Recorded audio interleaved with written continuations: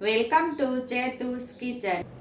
આજે આપણે ફરાળી થેપલા બનાવવાના છે, તો એના માટે આપણે મિક્સ ફરાળી લોટ લીધો છે। અહીંયા આપણે રાજગરો, સાબુદાણા અને સાંબો ત્રણેય મિક્સ કરી અને આ લોટ તૈયાર થયેલો છે। બજારની અંદર રેડીમેડ તૈયાર મળે છે, અથવા તો ન મળતો હોય તો સાંબો અને સાબુદાણાને સેજ ક્રિસ્પી એવા શેકી અને જાણે કે એકદમ ભેજ ઉડી જાય ત્યાં સુધી એને શેકવાના।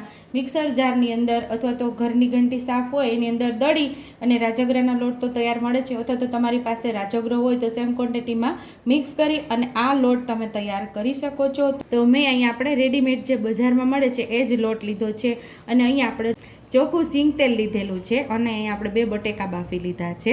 અહીંયા લીલા ધાણા લીધા છે, આ મીઠું છે, અડધી ચમચી જેટલું આખું જીરું લીધું છે, અને 1 ઇંચ આદુનો ટુકડો અને 1 મરચુંની આપણે પેસ્ટ તૈયાર કરી લીધી છે, અને અડધી ચમચી જેટલી લાલ ચટણી એટલે કે અડધી ચમચી જેટલું લાલ મરચું પાવડર લીધેલું છે, એટલી જ હળદર લીધી છે, એટલું જ ધાણા જીરું પાવડર લીધું છે। તો મસ્ત એવા ટેસ્ટી આપણે ફરાળી થેપલા તૈયાર કરશું।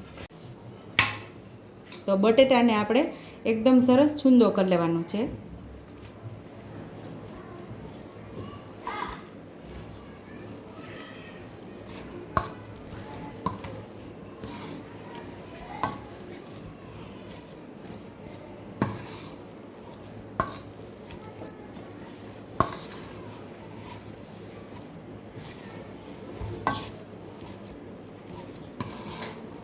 બટેટાને આપણે સરસ મિક્સ કરી લીધા છે, એટલે કે એકદમ મેશ કરી લીધા છે, માવો તૈયાર કરી લીધો છે। કોઈ ગાંઠા હોય તો આપણે થેપલા વણવામાં થોડું તૂટી જાય છે થેપલા, એટલે એકદમ સરસ આપણે મેશ કરી લેવાના છે બટેકાને।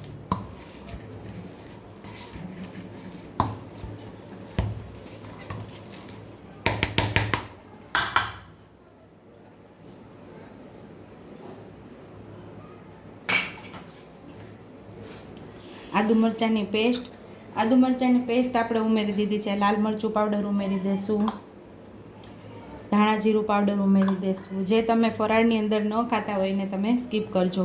અહીંયા લીલા ધાણા ઉમેરી દેશું, હળદર ઉમેરી દેશું,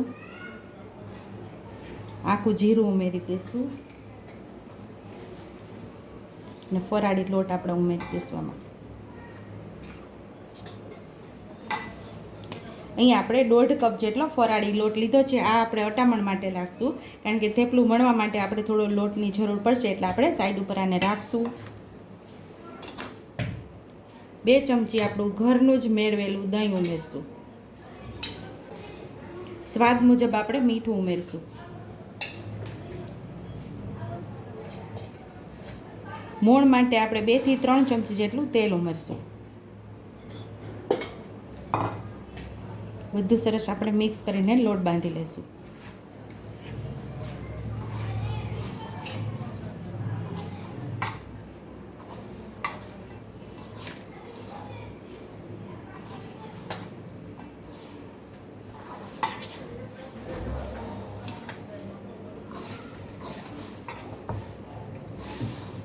બે થી 3 ચમચી જેટલા પાણીની જરૂર પડશે, તો આપણે પાણી ઉમેરીને લોટ બાંધી લેશું।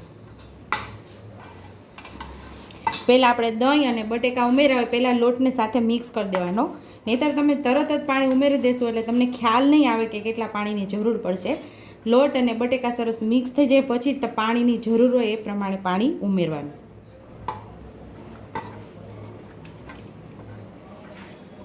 અહીંયા આપણે 2 થી 3 ચમચી જેટલા જ પાણીની જરૂર પડી છે, થોડો આપણે તેલવાળો કરી લઈશું।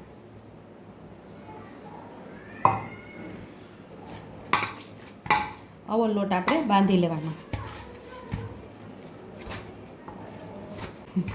આ લોટને આપણે થોડી વાર રાખવાનો નથી, 5 મિનિટ તમે રાખશો તો આ લોટ ઢીલો થઈ જશે, એટલે આ લોટ બાંધીને રાખી નથી મૂકવાનો, તરત જ આપણે થેપલા તૈયાર કરી લેવાના છે।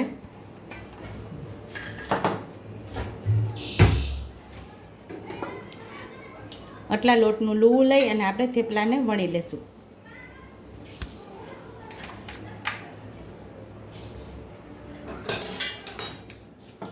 અટામણવાળું આપણે કરી લીધું છે લુવાનું।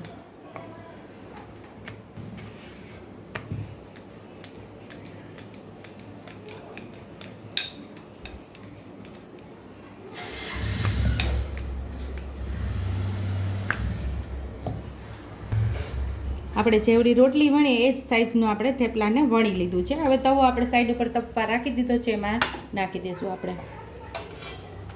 સેમ જ રીતે એવડો જ લુવો લઈ અને આપણે લુવો લેતા જઈશું અને થેપલા વણતા જઈશું.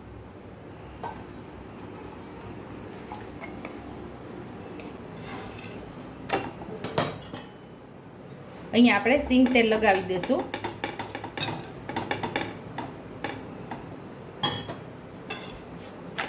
બે સાઈડથી આપણે સરસ એવું સિંગ તેલ લગાવી દેવાનું છે.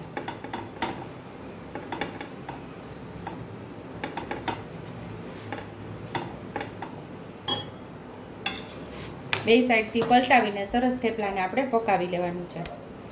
એક થેપલું પાકતું હોય તો બીજા થેપલાને વણી લેવાનું છે.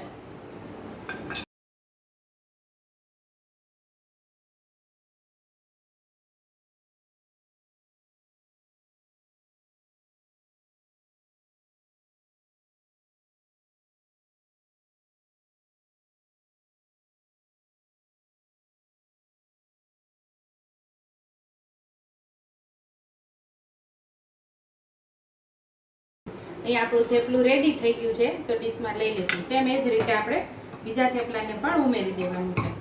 એ જ રીતે બધા થેપલા વણી અને તળતું જવાનું છે અને વણતું જવાનું છે આપણે.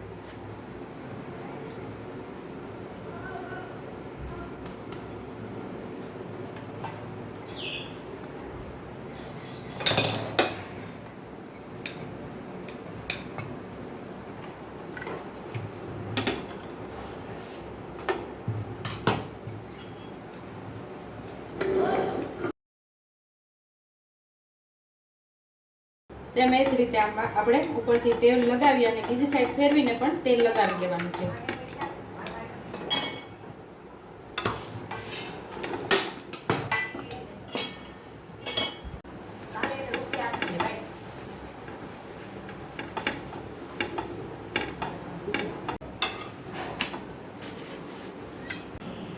તો અહીંયા સુપર ટેસ્ટી એવા ફરાળી થેપલા તૈયાર છે. આ થેપલા તમે છુંદા સાથે ખાઈ શકો, કે કટકી કેરીનું અથાણું બનાવેલું હોય એની સાથે ખાઈ શકો, કે પછી મીઠો મુરબો બનાવ્યો એની સાથે પણ આ થેપલા તમે ખાઈ શકો છો, અથવા તો ચા અથવા તો દહીં સાથે પણ ખાઈ શકો છો. જો તમને મારી રેસીપી પસંદ આવી હોય તો મારી રેસીપીને લાઈક કરજો, શેર કરજો, સબસ્ક્રાઈબ કરજો, બેલ આઇકોનને દબાવતા ભૂલતા નહીં અને કમેન્ટ બોક્સમાં કમેન્ટ કરજો કે મારી રેસીપી કેવી લાગી. તો આવજો.